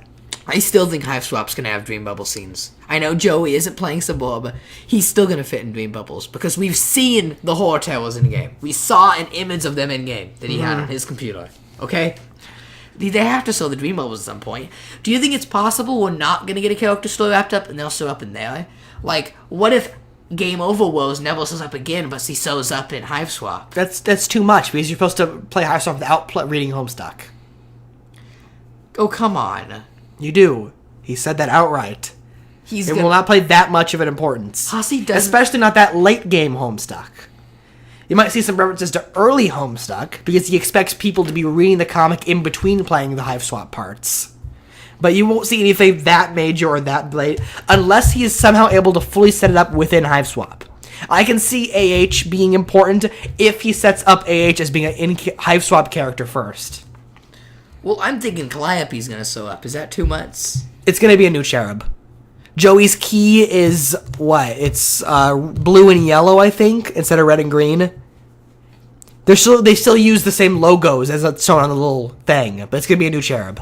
Oh, okay. If it's a cherub at all, it may just be he likes having cherub fangs to explain the lore, but they don't actually a real character. The focus is on the Condis. She's the villain of both sides. Yeah. Condis is the villain. That's what it's about. Hive Swap is an 8-act story about defeating the Condis. And obviously they lose. But it's an 8-act story about defeating the Condis. And Grandpa Holly crying. Yeah. In between, they might do intermission games, or after the Hive Swap, they're definitely going to make more games that they have ideas about. Those he may say, we've done Hive Swap, let's make something more Homestuck, or let's make something less Homestuck and do Problem Sleuth. But Hive Swap... Saying that Problem Sleuth is less Homestuck? Hive Swap is supposed to be its own self-contained story. If you go in expecting Homestuck characters to show up, you will be disappointed. Oh, come on. I need one scene. There are 100 new trolls. Do not start crying that Hussey's the worst writer ever when Karkat doesn't show up. Or at least Karkat shows up, but he's not a romanceable option. Don't get upset. I need a 2-second... What do you mean Karkat's not a prongable character? I'm going to use Bioshock as an example again. No. Just Bioshock it. Just Bioshock it. Write a story with new characters that we fall in love with, and then so like a 5-second clip of the old characters. Mm-hmm. Bioshock Infinite is such a good example on how you make a sequel yet a new game for new players. Me playing Bioshock Infinite and loving it so much that I played the older games is like Alito playing a Hive Swap and playing the older games. And yet, in a way, it could be played the other way around, where you play all Bioshock and then find Infinite as the perfect conclusion. Now, the games are so popular, they barely all see to wrap up both stories. So, if Hiveswap really does well, and more people get into Homestuck, and they're both popular. The obvious solution is to make a crossover game. Well, that's what I'm saying. After 8 acts of Hiveswap, then you'll get something that's more meta with the original characters. And remember, Trickster Mode is still a thing. That's a really neat way to put a non-canon segment into each Hiveswap act. Yeah. And it's also a really clever way for them to have an excuse to animate Homestuck characters in the Hiveswap style, which is still something they're going to do whether they use them or not, because it's too cool not to do. They'll be used for, like, promotional art or something. Yeah. They'll do something with them. I say a Trickster Mode. If he hides one Trickster Mode in all 8 acts, and each of them has a nice little Homestuck reference in it, Sort of like it'll how fit nicely. in John Enter Village, they really wanted to make that cool Dave that ran and fought people, but Dave can't sew up on low ass. So they did Trickster Mode. So they did Trickster Mode. So if you go to a certain spot and do a special code, and then another second special code, then you get access to a whole Dave engine they did with time travel, a small little time travel mechanic, and full sprite sheet and everything. But is it possible afterwards we'll get... Like, I think the way to do it, if you want to make a Homestuck sequel game, is that it still follows Joey, but Joey in the Dream Bubbles, because obviously he gets murdered at the end of the game, so what we can tell. We don't know. Oh, come on. Some of the characters end up in Universe C, and some of them aren't relevant when they reach 2009. Joey, no matter what universe he goes in, dead. Joey is in the game takes place in 94. By 96, Grandpa's already living on an island with Jade. Apparently raising a child because he feels like it's some sort of redemption, and talking to $+ because he's lonely. By 97, 98, Grandpa is having a tea party with an inanimate object. He's gone crazy. Of course, Jake's always a little crazy, but it's still that's a little too crazy for Jake. Hussey, we read that in the Act 3 book. Hussey says he has a special kind of brain. Yeah. But that's because he's a scarecrow. Oh, yeah, okay. Huh. Interesting. But... Is that this news to you? Jake's the scarecrow, Dirk's the Tin Man, Roxy's I know the Cowardly Lion. But I just now caught that the special kind of brain refers to the fact that he's a scarecrow. Well, yeah. Okay. Dirk is soul, heart. Okay. And he builds a metal robot of himself. Okay. Roxy's a cat. And her whole story arc is about her getting courage. Okay. And giving up. Yeah. So, wait. If Grandpa Holly's depressed and alone on an island, can we immediately assume that the wife is dead before the game even begins, or she's going to die, and that Joey and Jude are going to be gone, and then Grandpa Holly gets depressed and alone that he's failed his family, so he goes to an island in the middle of nowhere and sees Jade as a chance of redemption? Seeing as how Joey already has a little portrait of her mom up on her shelf, I'm assuming she's already dead. Yeah. And it is interesting in the images, there's what appears to be a teenage Roxy. Yeah. A young Mom Lalonde. So, I once again, excuse to model something. Yeah. You're fitting alpha kids into the betaverse just so you can model them. They just want Roxy to sew up. Yeah. They really want Roxy to sew up, okay? One of the Hiveswap team members like, no, we have to have Roxy! We also have to see Bro make Jade's robot. Mm-hmm. Because Jade says the car cat once he made the Plus, he already confirmed all Beta Guardian storylines will be wrapped up in Hiveswap through Easter eggs and Jade just makes little the snippets. Genesis fog. My grandpa built me a robot, but my memory's kind of foggy, and it's a panel of who is very, very obvious, a slim figure with a belt and t-shirts doing robotics. Building a robot that runs on a uranium that looks like Brobot. It's so obviously Dork Strider in every way. I mean, come on. Jade even mentions that her memory's a bit foggy on the page. It's so obvious. And it's not unprecedented that big plot twist that Dirk Strider was your uncle. They just did that with Rose and Doc Scratch. They just did that. They literally just did that. Mm-hmm. So... Little Cal is Dave's uncle by that logic. They're going to try and fit oh, wow. Wow.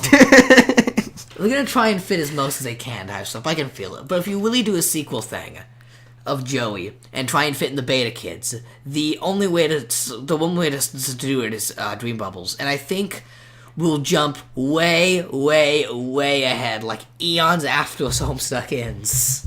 That's how I think you do it. That way you can have really drastically looking different Dream Bubbles. Mm-hmm. I want to see Joey run around like Canopolis as the mayor is like taking control of all the Paradox spaces. No, that's a mayor. No, is it a Back to the Future game now? I'm telling you. This is such a good idea. And the kids are all old. Except they're not really old because they know AIDS, but you get the idea. Do they not age? That hasn't been confirmed or denied. You know AIDS in dream bubbles. Oh, okay. I thought you meant God tier, or even dream bubble selves. AIDS, he said he'd rap. He said before the comic ends, he'd discuss AIDS god tiering and cross-alien human troll relationships and reproduction. Mm-hmm. He's never going to get to those. I don't know. He also said Dirk Jake would be in-game canon. I'm calling shenanigans on that. I'm calling so many shenanigans on that right now. We don't even know what Dirk is. He's most likely dead right now. He's flying in. They said only villains were flying in. Yeah. No, they didn't say They said that. the bad guys are flying in. Okay. That means Dirk's one of the bad guys? No, dead. I don't know. The Yes. Jacks are flying in. All 4 Jacks. Why is Dirk Jack? He's a prince, which in a deck of cards is the Jack. Okay, I guess it makes sense. It makes sense. Don't worry. It all makes sense. The only out of character is PM, but she's technically a Jack now. Yeah. But she's with Beck, so that it's like here's my +1. Dirk's +1 is his sword. Space Slick brought his the oven, which is all the Midnight Crew. He's sneaking them in. And all the felts. He's Yeah. got everyone with him. He's got Miss Paint and all the felt with him. He's missing the 3 other Midnight Crew members, but that's okay because they're all in the session already. Plus Boss Cause dead. Hossbuster getting beheaded is not something new. There is, however, a Diamonds Duke and a Club's Deuce, right? Did Diamonds die? He died off screen when Jake Hope exploded, but we don't know if that happened this timeline. Okay. So, Club's Deuce is alive. We know at least Club's Deuce is alive. Oh, Diamonds God. Droog probably this time, yes. Wait a minute. How could Club's Deuce be disposable yet? I love it. Wait a second. Maybe he's the only exception. Yeah. You can have 1,000 Club's Deuces, he's still Club's Deuce. Club's Deuce is with Sahu and Zillywave. The robots, you'll be super glad. This is like our 10th Club's Deuce, right? We've had a lot of Club's Deuce. Clubs die. He's Club's with Deuce, Club's Sahu and Deuce is Zillywave, dying. who in narrative say, you'll be glad you built these in the future. Yeah. That also hasn't happened yet. Club's Deuce is going to save the day with them. Uh-huh. Club's Deuce driving the big drill Gorg. Maybe the reason why Drone Gorg. multiple Carapacians being disposable and me not having a problem with them is because they don't have dialogue. I think that's a big factor. The Midnight Crew does. Midnight narrative. Crew, yeah, okay. But other Carparians. We don't even know if WV can talk. Yeah, well, yeah, okay. I'd love to have WV dialogue. I feel like Tom Kenny is the perfect WV in every way, no matter Send what your voice. Pac-Man. Look, it doesn't matter if you do Tom Kenny doing the Mayo voice of Powerpuff Girls or the Ice King voice. It all fits. It all fits really well. It just works, okay? How about voice acting in Hive Swap, huh? They said no. How about the sequel's voice acting? They said no, and you'll see why. I'm assuming that means there's a narrator, but I'm guessing it's just because the music's so good. No, it's tedious. I need to have dialogue. I wouldn't mind it if they did a Hive Swap sequel that had all the canon characters at dialogue. They didn't I do it wouldn't. because Collab wants to do it. But hire collab, hire some of them. Get Octopimp. Wait, don't actually. Don't get Octopimp. Never ever get Octopimp. You don't know. No. Get Octopimp, make him Cronus. Make There him you go. Cronus. Octopimp is Cronus for Hive Swap 2. Featuring Cronus. Yes. Main character Cronus. Done. Confirmed. Cronus tries to redeem himself in the future of Dream Bubbles. Mm-hmm. It's a video game all about redemption. As Cronus walks his way from the slums of the Dream Bubbles, which are totally a thing now. It's like a bunch of Aerodans and dumpsters. To walk his way up to the top and face the wayward vagabond, the evil Slam dystopian ruler of the new Cantown. After they mentioned there being a new they want to make their own Cantown when the session's done, I am highly That didn't convinced happen. that Dave Mayo's in canon? I No. hate this new timeline. I hate this new timeline. They still held hands and did the spin the circle thing and played hopscotch, so they're still canon. They just never had the I'm gonna fly away forever, we're gonna build Town together. No, that conversation needs to happen. I love Dave Mayo so much. That's the best That sip, and they conversation ruined it. required a timeline where WV died in the lava. So I don't think you want that conversation. No, but you don't understand. We don't have Dave Mayo. We don't have Jade Cat. All the good sips are being thrown out here. We still have Slick Paint. Hussey said they were canon. They're canon, don't mess it up, Slick. We at least have Slick Paint, but come on. We need our Dave Mayo. Slick's gonna leave him for Vriska. What? No. She's Snowman. We No, Miss Paint's gonna die and Vriska's gonna be the new Snowman. no. Finally, the blah blah payoff. Oh God. Well, I still think that Cockhat and Spades are gonna form a new Midnight Crew. And the 8 payoff. And- Vriska is 8, and she's blah blah. Yeah, well, I think the And payoff she's to that blue. is And she gonna- has blue blood. Yeah. Snowman has blue blood. Vriska. Okay. This is confirmed. Jade is also Snowman, though. There's a lot of snowmen. Yeah. I think the ultimate payoff to Snowman is going to be Cockhat and Spade Slick forming the Midnight Crew at the end of the comic. And the final way of sewing all the villains at once and the kids coming together to form a plan is going to be the Felt Blueprint, but with all the villains. And it's going to be Grimbark Jade, blah, blah, in the center, with Crocodile Jane Plus, and Lord Inglis. if this really is one big game of Suburb, with now the Green Sun as We gotta have a Midnight then Crew. You have to have the side mission where Jack says, "Okay, we're gonna get rid of the Queen this way," and then they're gonna exile the Condis. And that's going to be Cockhat and Spade Slick working down to take the Condis. They're one villain. They're gonna exile her. The side quest with Jack Nar is meant to exile the Black Queen. I would be very surprised if the comic ends with the Condis dead. Well, the Condis has to fight Spade Slick as a team because he's Cockhat's worst nightmare and Spade Slick's worst kismesis, the ultimate Black Queen. I see them working with Condis and then exiling her in some universe. But I don't actually see a shot of the... Like, I can't imagine a shot of the Condis dead. It just doesn't work for her. That's not how you do it. That is how you can't do it. kill the Condis. So we killed by our own creation. It's impossible. Somehow a bucket Because kills her. maybe a bucket. That might work, or a drone. The only thing worthy of killing her is Glub Glub, and she's immune to its screen. Yeah. Well, I still think... I think the comic's going to end with Oglaroth grinding his teeth together and everyone frowns for 1,000,000 years. The end. Wow, that is kind of thing. I'm still rooting for the whole Cockhat Spade Slick thing. Jade is Snowman. Cockhat has to fight her on the rooftop. Everyone forgets Glub Glub's a horror terror. They always think he's a Lucis. He's a hotel, right? He's a horror terror. Yeah. The Doc Scratch pulled out of the veil. His power is that when he screams, everyone in the universe dies. But for some reason, High Bloods are immune. What does that even mean? How are the High Bloods immune? Fefri and Eridan are immune. Anything them or above. I still don't understand hotels. Are they squirrels? What are they? They're horror terrors. Well, everything in Homestuck has an explanation of some sort. They're the beings residing in the farthest realm. You can summon them by putting two windows together and twisting it into an infinite formation that Roxy has laying around her house, so they might actually do that. Wow, why would That's they how Prom Sleuth spawned Fluthlu. Oh, yeah. Another interesting connection to Prom Sleuth. I think with Ace Dick's harpoon being sewn in that stump in Mental Breakdown, that Prom Sleuth is really going to start connecting more. Come on. We need Death to sew up. It's not going to connect all that much, because if it hasn't by this point, by 7,000 pages in, there's not enough time left to do it. And if he did it, it'd feel really awkward and shoehorned in. Aw, come on. It'll loosely tie with some connections, like alternate Calliope looking like Death and the harpoon showing up. But it won't be plot relevant of 7,000 pages in, well, hope you read Problem Sleuth, because now you don't get it. Well, I'm still waiting for my Hive Swap 2 featuring direct Problem Sleuth connections, exciting, finishing canon character storylines. Hive Swap's broken into 2 games for a reason. It's 4 and 4, not 8. And there's going to be an intermission between. There'll probably be a mini Problem Sleuth game. I'm telling you, the second one is a combination of Homestuck, Hive Swap, and Problem Sleuth, all in one big, amazing, big budget game. The third game will be. Yeah. Second one's Domic. Yes. So I'm hyped for the third Hive Swap that I don't know exists No, it won't yet. be out for years and isn't announced. Yeah. How about we get part 1, game 1 first? April? June.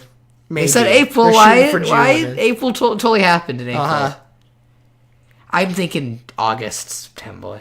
Maybe. There's no way they're going to get all full out by the end of the year. I don't know. He wants to end the comic. I mean, I know the comic's at least not ending till at least August. He wants it done by September was his dream, right? Mm-hmm. But I'm still thinking... No, August 26th is his dream. Next 413? Probably. But theoretically, it could be done by 10/25, but there's no way he's going to physically be able to animate it in time. So it'll be next 413. I wonder how much outside help he'll get from Team 2.0. I don't know. If he gets a lot of outside help, he might be able to make 11/11. Wow. Maybe. But Who knows? I'm still thinking 11-11 for a big Condis Cawcat Slick Showdown. And by 10:25, normal updates will be over, and he'll just need to do the final flash. Come on. It could theoretically be over by 10:25 if he had it done. with how incredibly slow the plot's moving, we'll be getting all slick payoff finally by 11-11. There's a lull. Is that it? I think I think- I'm exhausted. You're an hour and a half in. It's the longest episode you've done, I think. Oh my god! Lots of I started more this thinking that speculation. there's not much to talk about today. Yeah. There's always much to talk about. You realize we're talking about your Homestuck podcast that you've talked for nearly 90 minutes without dropping a single sick beat. What's the line WV does replace chess? It's right here. It's you wasted more than 4 hours on this tomfoolery. Yeah, tomfoolery. All right, so do the wrap up and beg for people to go to iTunes and leave us reviews. Go ahead. Oh yeah, leave us a review. It's the best thing to do to help support us. It costs nothing. It takes seconds. The amount of downloads we get on these episodes, if even half the people just took 5 seconds to go over to iTunes. Look, I know it's a hassle because iTunes takes forever to load, but please go leave us a review. It's the best way to support the show so that we can show up on the iTunes homepage, because when that happens, our numbers will jump drastically in the right way. So that's what we're looking for. So if you enjoy the show, that's the best way to show your support. Thanks for everybody who's listening, those on Reddit who leave comments, who like what we're doing. We're happy to get together once a week and talk about Homestuck. Like you guys, you decided there was nothing to talk about, and now you're over an hour and a half. Yeah. Lots of wild speculation. tonight. That was a lot of what ifs, though. There wasn't Yeah. much facts. Yeah, but that's in what there. people like. The Yeah. facts they can get from reading it. They can do that, but stimulating conversation and drawing your own conclusions is what the fandom is all about. I like this because I can get I have a lot of theories like this rolling around my head. I haven't been able to put it in paper, and I'm scared them happening in the comic before I can prove I thought of it first. Well, here you This is go. a good way just to info dump a lot of it out. I don't like it because every time I've typed up a theory post, Tumblr has crashed on me. Every time I've typed Oh, one up yeah. in Google Docs, it turns out to be a nightmare, and I've spent like an hour on one paragraph, and I'm like, well, 12 more to go. Here I go. So, and it's just like, if one theory falls, they all fall. They all rely on this Caucasian BYB syndrome. It is BYB syndrome. So I Is it a can't, syndrome? I can't I'm do not it. going into I can't type all this Rosalind up, there. and it's even more than just writing. I have to actually cite it all. I have to panel edit it. I have to circle sort stuff because all my theories will revolve around obscure Cawcat dialogue, which is buried in a great I text put mess. stuff on Beware Skimp, which is a BYB joke blog that no one gets a joke blog. Everything's inversed. My theories are photo heavy instead of text heavy, and the background's red instead of That's green. because you're a clown lord. Yeah, I'm the clown lord. You are a clown lord. Dubbed that by the I do man nothing himself. but make all these jokes that no one gets or even bothers to look at, but they're jokes to me. Oh, you're like Paul Blart. I uploaded my Hyperius voiceover work and no one pay attention, but eventually it'll be embedded within Factstuck and people will see it. All right. Well, we want to go ahead. I'm sorry. Go ahead. Thankfully, We're almost there. Yeah. I really do like selling speculation like this a lot more because it just does it justice to talk about it rather than just hype it out, you know. And do you think BYB theories? Look, typing takes effort. Listen, the last Yeah. thing you need in your life is effort. Austin. You need the least amount of effort possible. But I know how uninviting a giant wall of theory text is, especially BYB. Oh, remember what happened with last time we did this, where we did that casting the movie and didn't write anything down, and some poor guy had to sit and do it on Reddit. That guy's my hero. Imagine if BYB did podcasts of all his theories. Oh, he's done a few live reaction videos, and he can't talk. I'd like He's to not see much speculation videos. out I'd watch social. those. actually. Podcasting's not for everybody. Yeah. I've listened I to a would listen bunch. to it. I've listened to a bunch where it's not that they're not good or had done something to say. It's that they don't have the voice to say it in. A lot of people can't sit and just talk for an hour and a half like the three of us weirdos. No voice to say it. Yeah. Hyperion's podcast starts sometime this week. I'm writing it. He's gonna do a 91 Reasons spoof. What? Who is his character? My fan character. Oh, that sounds great. What's it called? I don't know yet. I'm still working on another name. I haven't thought of it. I just know it's gonna do the whole 91 Reasons opening with just Hyperion thrown in different ways. It's gonna be amazing. Wait, He should name it after a spice rack and call it 91 Seasons. or a box of cereal, 91 Raisins. And this is for. I just have the episode 0 written. They're only like 2 to 5 minute things because my voice can't do that voice for that long or write that much. So it's gonna be a thing. You'll see. And what would this fan events be for? If people are wondering. It's all part of Factstuck. If I can ever update Factstuck, It'll be nice and obscure. Is Yeah. what I gather. It'll be nice and obscure. It'll tie into Factstuck like half a year from now, and you can look back. Oh, that was a fun update, and I'm like, I recorded that half a year ago, and no one paid attention, but now it's important. Wow. Yeah, wow, indeed. So let's wrap it up because this show is, at this point, over 91 minutes of the 91 Reasons. Hey, thanks again to Patreon pledger Vriska, who pledged enough to let us make us watch Act 2. We'll finish Act 2 up in another episode. So, we're stretching your dollar that way. 2 episodes for the price of 1, right? So thanks again. If you'd like to support the show on Patreon, that's great. If you don't have the scratch, we totally understand. But go to iTunes, leave us a review.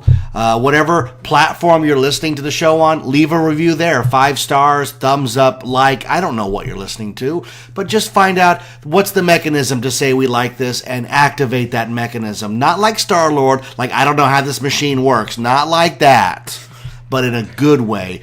I am the voice of 91 Reasons. I am Jeff Tucker. I am joined, as always, each week by my panel of Homestuck experts who are Luna, Austin. And together, we are so many exhaustive minutes that go beyond 91 into the realm of 91 Reasons. Playing with the Queen of Hearts. No one in it really smart. The Joker ain't the only fool who'll do anything for you. Laying out another night, thinking about a life of crime. 'Cause that's what I'll have to do to keep me away from you. Thanks for listening to 91 Reasons. Please subscribe and leave a review on iTunes. Find us on Facebook. Is anyone even still listening?